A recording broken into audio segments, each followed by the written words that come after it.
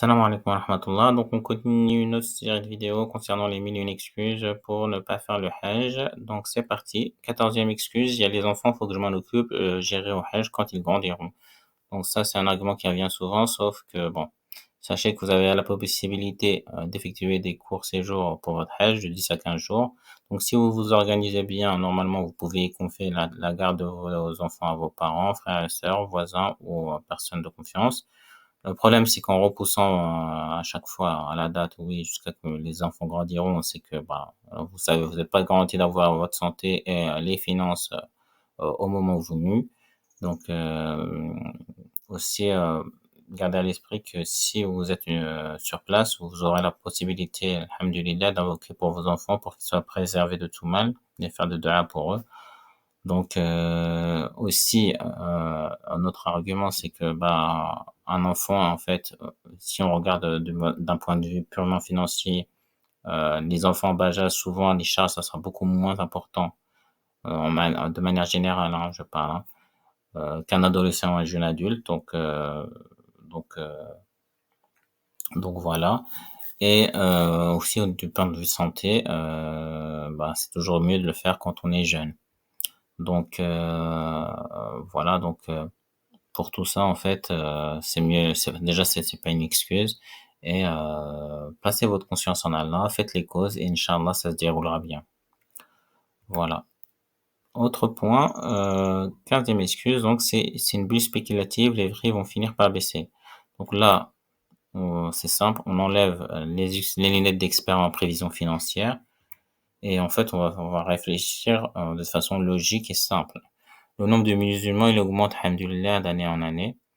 La demande pour faire le Hajj, elle est plus forte que la capacité à accueillir tous les pèlerins. Donc, forcément, la demande est plus forte que l'offre. Et donc, les prix vont ils finissent par augmenter. C'est ce qu'on voit hein, depuis plusieurs dizaines d'années là.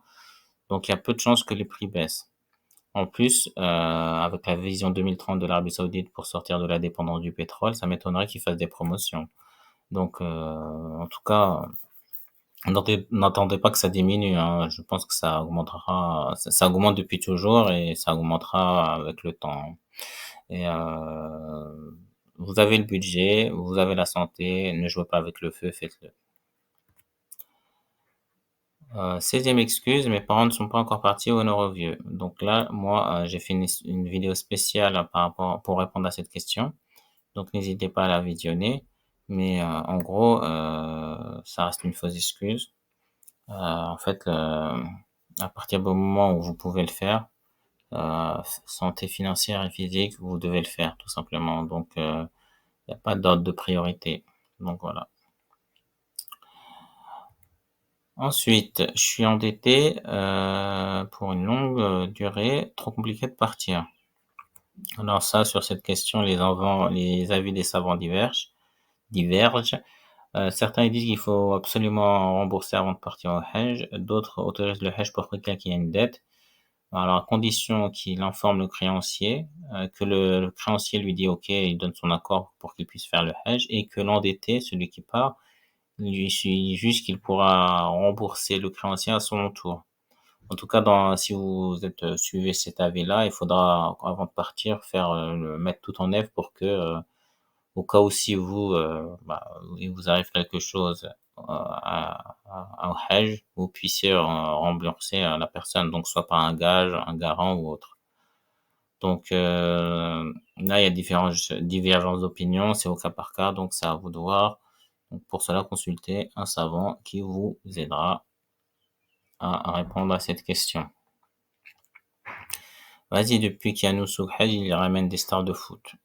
Bon après ça ça date pas que de maintenant, hein. Ça existe depuis depuis avant en fait, hein. Et moi j'ai envie de dire que bah alhamdoulilah qu'il y a des footballeurs qui font le Hajj, c'est même louable. Mais bon, nous on n'est pas là pour regarder qui vient et qui ne vient pas. Nous voilà, il y a un hadith là, du prophète sallallahu alayhi wa sallam qui dit parmi les gens de bonne appartenance de quelqu'un à l'islam, c'est le fait de ne pas s'occuper de ce qui ne le regarde pas. Donc nous, on n'est pas censé regarder qui vient pas, hein. Enfin, on regarde pas les stars, nous. Nous, on regarde ce qu'Allah subhanahu wa ta'ala nous demande de faire. Donc, il nous a dit, si tu as les moyens de le faire, tu as les moyens physiques, financiers de le faire, tu es musulman, tu es pubère et tu es saint d'esprit, bah, tu dois le faire, tout simplement. Donc, voilà. Donc, voilà. Donc, ça, c'est une fausse excuse. Autre excuse, frère, je suis fauché, j'ai pas de thunes. Alors, oui, bon, ça peut arriver à tout le monde, hein. La vie est chère en ce moment et ça peut être difficile d'avoir le budget pour faire le Hajj. Donc, là, pas de souci, c'est une excuse valable, hein. Par contre, Inch'Allah, quand la situation financière le permettra, faudra pas zapper, hein. Voilà. Alors, 20e excuse, je me sens pas prêt. Alors, ça, c'est une phrase qui veut tout et rien dire. Alors, pas prêt dans quel sens, en fait?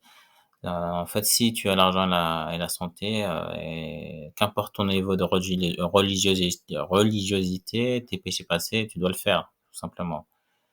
Après, on ne sait pas, hein, peut-être que ce Hajj-là, Inch'Allah, ça sera la cause de ton changement pour ton futur. Donc, voilà, je me sens pas prêt. Pour moi, c'est plus des insufflations de shaitan, la'anahullah, qu'Allah le maudisse. Donc, voilà, tu dis a'udhu billahi minash shaitanir rajim, bismillah, et go, quoi, tout simplement. Donc, fausse excuse. Juste pour vous dire, abonnez-vous, activez la cloche pour avoir plus de contenu de qualité. Barakallahu fikum. 21, j'achète la maison et après je ferai le Hajj, t'inquiète. Donc, il faut savoir que la maison, vous n'allez pas la ramener avec vous dans votre tombe. Par contre, les bonnes actions, elles vous serviront dans l'au-delà. On sait tous un jour qu'on va finir par mourir. Donc, autant investir en priorité sur une chose dont on est sûr qu'elle arrivera que dans une chose qui est matérielle et éphémère. Pensez d'abord à votre au-delà par rapport à votre ici-bas. Il y a beaucoup de gens, en fait, ils ont eu des maisons, alhamdoulilah, mais actuellement, ils ne peuvent plus se faire le Hajj. Pourquoi? Soit le prix a tellement augmenté qu'ils n'ont plus les ressources financières pour le faire, soit parce qu'ils n'ont plus la santé pour le faire. Donc, moi, en réalité, ça reste clairement une fausse excuse et pensez d'abord à faire votre Hajj avant toute chose. Excuse 22, halte au chantage spirituel. Ouais, effectivement, parce que l'Arabie Saoudite, en fait, elle accueille 2 des 3 lieux sacrés de l'islam. Donc, c'est à Masjid al-Haram et à Masjid al-Nabawi. Donc, elle a un marché exclusif, donc elle peut fixer les règles du jeu du marché du tourisme religieux. Par contre, voilà, c'est vrai que l'objectif affiché le gouvernement saoudien, c'est vraiment de dégager des bénéfices par rapport au Hajj, contrairement à ce qu'il pouvait y avoir dans le passé. Maintenant, nous, on n'est pas là pour faire de la géopolitique. Nous, on regarde notre relation avec Allah subhanahu wa ta'ala. Il nous ordonne de le faire, donc on suit ce commandement-là, selon la sunna du prophète sallallahu alayhi wa sallam, et basta, tout simplement. Après, ce que font les autorités saoudiennes derrière, ça, ils auront des comptes à rendre par rapport à Allah subhanahu wa ta'ala. Donc, ça reste une fausse excuse. Les tentes à Mina, on m'a dit c'est hardcore. Donc ça, c'est l'excuse 23. Donc il faut savoir que au moment du Hajj, Mina, c'est la ville qui comporte le plus grand nombre de tentes au monde. Donc, il faut savoir que la zone, elle est délimitée par différents camps organisés par secteur géographique. Donc, vous avez le camp européen, le camp africain, le camp asiatique, etc., etc., etc. Et c'est vrai qu'avant, les camps, ils étaient vraiment à l'ancienne, c'était vraiment très rudimentaire. Donc là, vous avez une image en 1889. Donc vraiment, les tentes, c'était vraiment des tentes, quoi. Sauf que bon, alhamdulillah, actuellement, surtout dans les camps européens, on n'a pas à se plaindre, hein, tout simplement. Des fois, je me dis même que on est tellement bien loti que c'est un peu trop, quoi. Donc moi, je vous invite à regarder sur YouTube Tente Mina camp européen et vous allez voir comment sont les tentes et vous verrez que voilà, ça reste une légende urbaine. Donc je parle bien des camps européens, hein. Par contre, les camps des autres pays, ça, c'est à voir. Donc vous pouvez voir par exemple si les gens qui sont au Maghreb ou en Afrique, vous n'allez pas avoir la même qualité malheureusement. Donc bon, c'est déplorable, mais bon, voilà. Mais en tout cas, pour ce qui est des camps européens, pour vous, donc si vous passez par nous sous Hajj, normalement, vous n'allez pas avoir de problème à Mina. Excuse 24, je connais rien au Hajj, trop complexe. Alors là, vous avez un support, des supports d'apprentissage, que ce soit YouTube, que ce soit des ouvrages, des livres, que ce soit les formations qui sont dispensées par les agences françaises. Vous avez souvent accès à une personne de science ou à un imam avec lequel vous pouvez poser des questions. Donc voilà, il n'y a pas d'excuse. D'ailleurs, j'ai fait une petite vidéo par rapport à la préparation pour le Hajj en 2024, si vous pouvez la consulter. Donc voilà, donc bon après c'est un petit sacrifice de faire des efforts pour le Hajj, mais bon, c'est le cinquième pilier de l'islam, donc c'est important quand même de connaître un minimum pour ne pas faire n'importe quoi, tout simplement. Donc je connais rien trop complexe, là, ça c'est une fausse excuse. 25e excuse, c'est je préfère donner l'argent à un pauvre que de faire le Hajj. Alors, les 2 en fait, ce sont, des, 2 adorations, mais elles n'ont pas le même degré. Le hajj, ça reste un pilier de la religion, donc si je vous donne un exemple, si vous prenez un bâtiment, vous enlevez le pilier, bah, l'édifice, il tient pas, il s'effondre.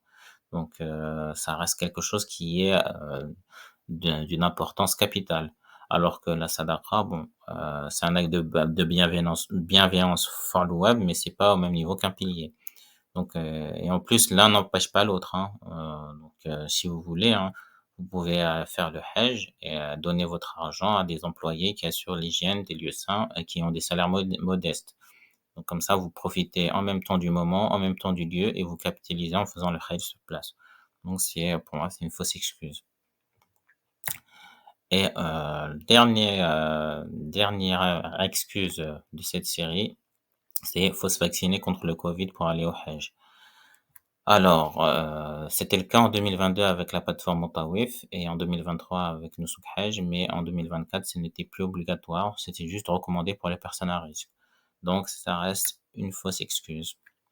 Donc si vous avez d'autres excuses à ajouter, n'hésitez pas de les mettre en commentaire, je vais me faire un plaisir de les lire. Merci d'avoir visionné cette vidéo.